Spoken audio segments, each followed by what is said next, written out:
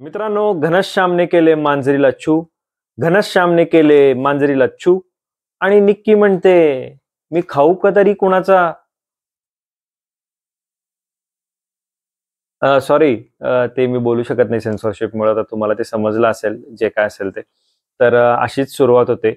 निक्की म्हणते की मी तर कोणाची तट्टिया बिट्टिया काढायला आलेली नाहीये, त्यामुळं मी काही कुठलं काम तुमचं करणार नाही वर्षाताई. तर आता तुम्ही बघा काय करायचं ते करा.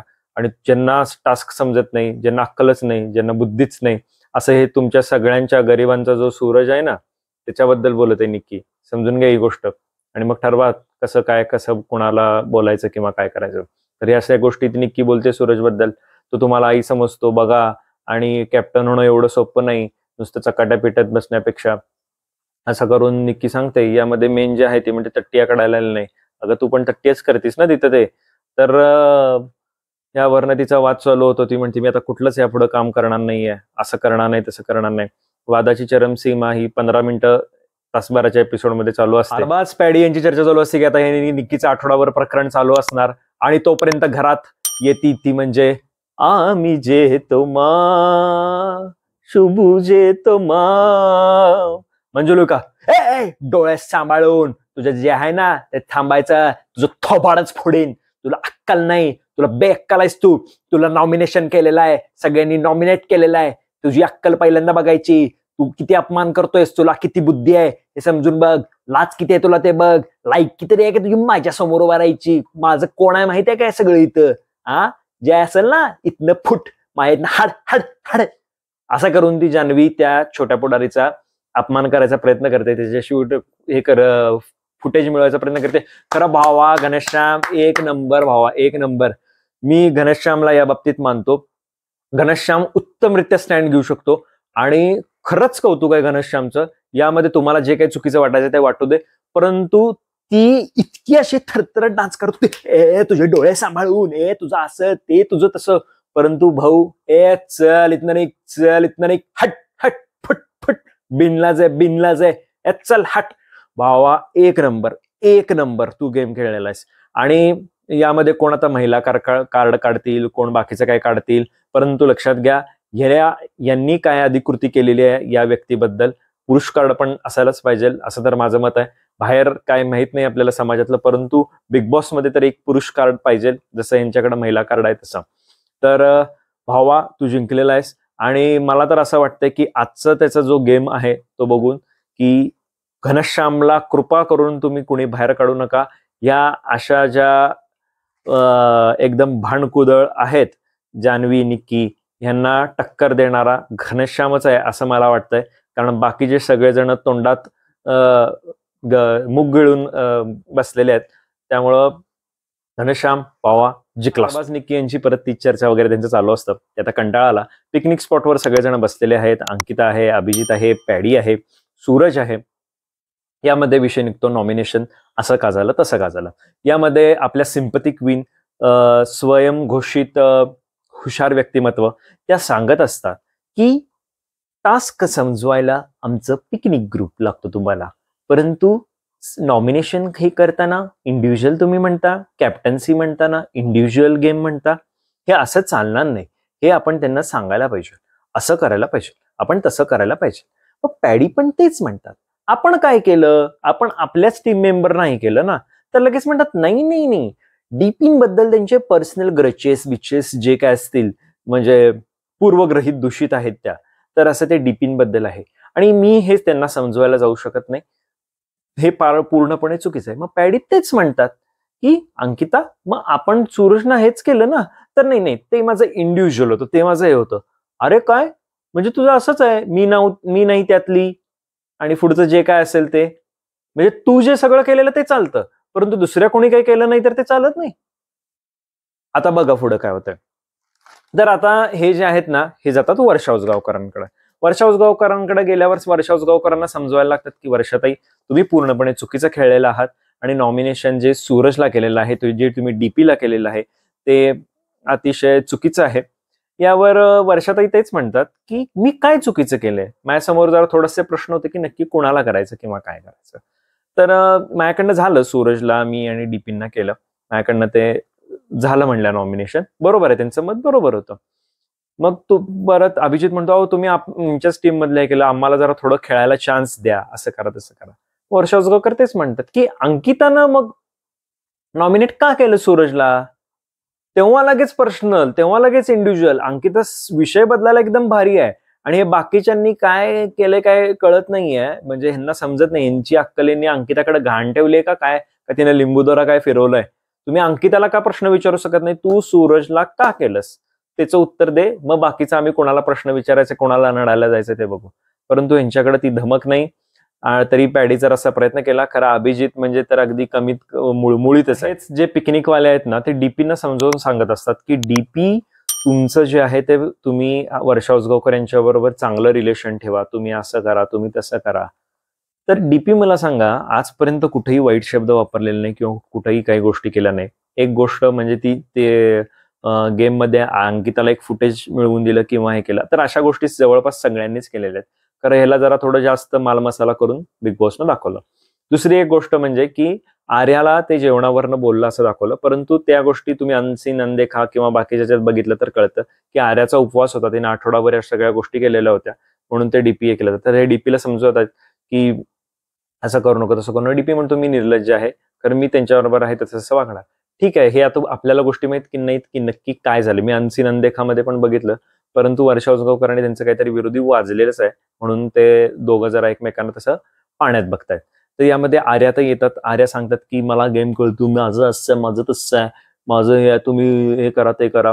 मग सगळेजण तिला सांगतात तुला पण या गोष्टी समजल्या नाहीत, तर तू पण इंडिव्हिज्युअली खेळायला जातेस, तुला जसं पाहिजे तसं ग्रुपिझम म्हणतेस आणि नको तेव्हा तू इंडिव्हिज्युअल करतेस वगैरे जे काय असेल ते. मग तिचं हे होतं की ग्रो ब्रो ग्रो पण ब्रो ब्रो ओ ब्रो हाऊस द ब्रो हेच ब्रो, तुम्ही हे करा, मॅच्युरिटी वाढवा, हे करा ते करा. ताई तुम्हाला पहिल्यांदा मॅच्युरिटीची गरज आहे. यावर सगळेजण हसत असतात. मग अशी वर्षा उसगावकरांना हे भेटायला गेलेलं ना, त्याच्यातलं एक सांगतो की राहिलेलं की अंकिता म्हणते की सूरज हा तिन्ही निकषांमध्ये बसत होता, त्यामुळे मी प्रामाणिकपणे मतदान केलं, म्हणजे त्याला नॉमिनेट केलं वगैरे. मग वर्षा उसगावकर तेच म्हणतात, अंकितानं जे निकष लावले तेच मी लावले, तर तुम्ही मला चुकीचं का म्हणताय. म्हणजे अंकिता प्रामाणिक, खरं वर्षा उसगावकर विश्वासघातकी, अप्रामाणिक, जे काय असेल ते शब्द तुम्ही त्याला शब्दप्रयोग तुम्ही वापरू शकता. तर अंकिताताई तुम्ही पहिला स्वतःकडे बघा आणि मग दुसऱ्यांना सुधारावा जावा. यात तर ती अक्षरशः तोंड कशी पडलेली आहे. तिच्या समर्थकांना वाटेल नाही नाही एकदम बारी वेल प्लेड वगैरे असं तसं काही वेल प्लेड वगैरे नाही, हे मूर्खपणा आहे हा तिचा पूर्णपणे.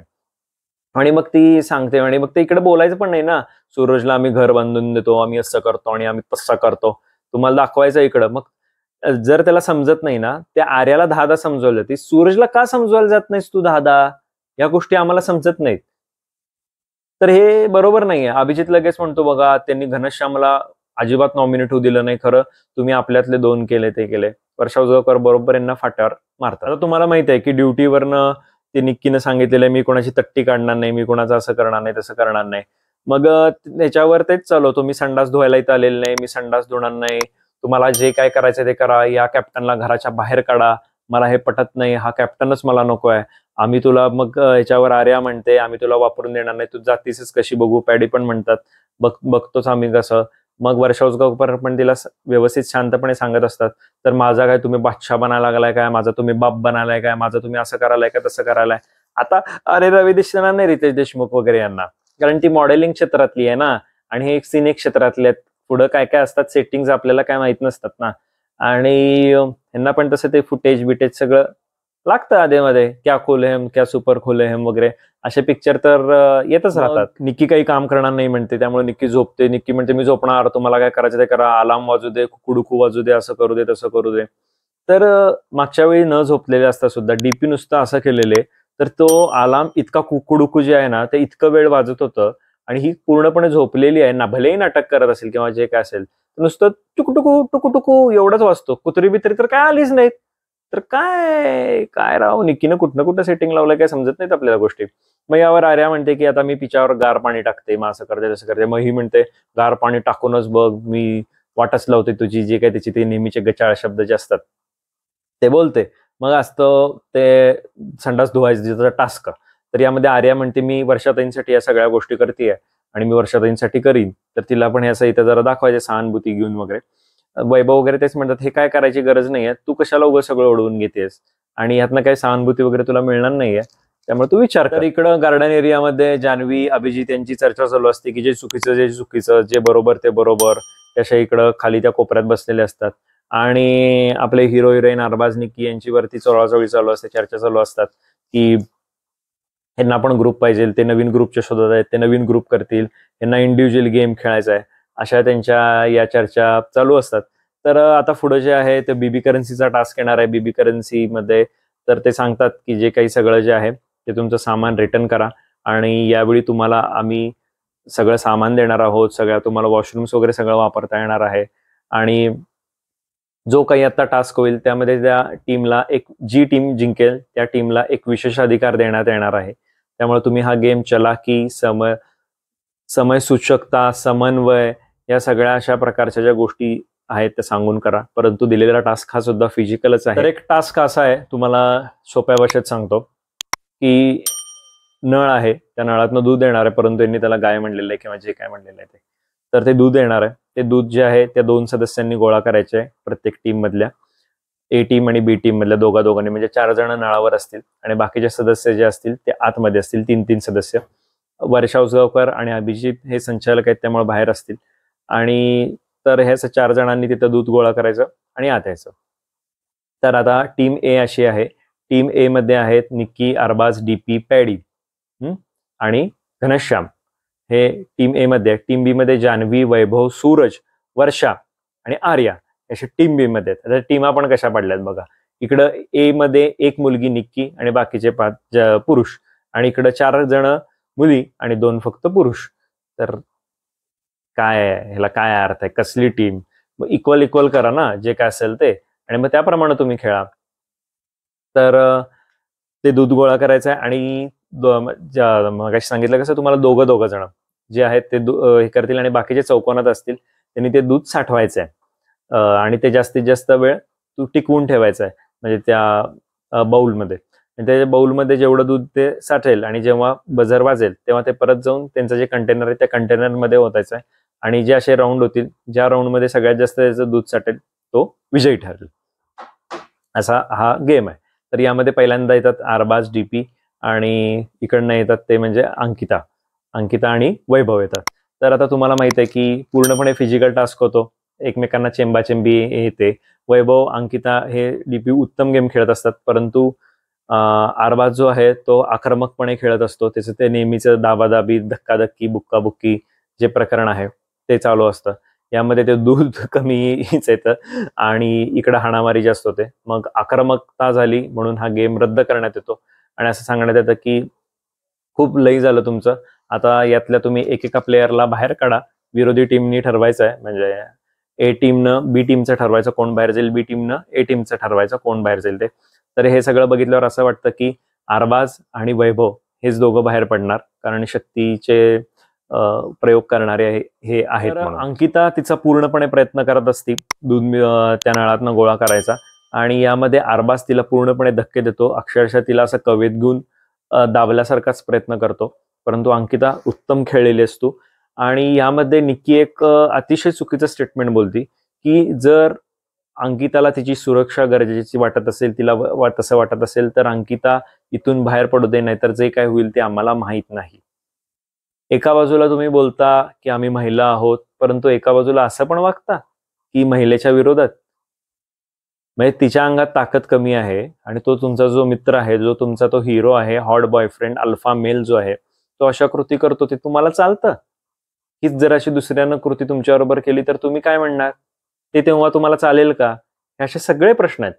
तर बिग बॉसनं सुद्धा जेव्हा तुम्ही हा नॅशनल टीव्हीवर दाखवतात तर असे जे काही स्टेटमेंट्स आहेत एकतर ते म्यूट करा किंवा नंतर तुम्ही म्हणा की या गोष्टींचं आम्ही समर्थन करत नाही. पहिल्यांदा जे फक्त आहे ते डिस्क्लेमर जे देताना ते सोडून अशा गोष्टी पण तुम्ही जरा खाली नोटेड करत जावा, कारण याचे समाज माध्यमांवर परत रील्स येतात, व्हिडिओज येतात आणि हे जे कमी बुद्धीचे लोक असतात ना त्यांच्या मनावर हे असे चुकीचे परिणाम होतात. तर व्हिडिओ आवडली तर लाईक करा, शेअर करा आणि तुमचं जे काही मत असेल ते कमेंट बॉक्समध्ये जरूर मांडा. धन्यवाद.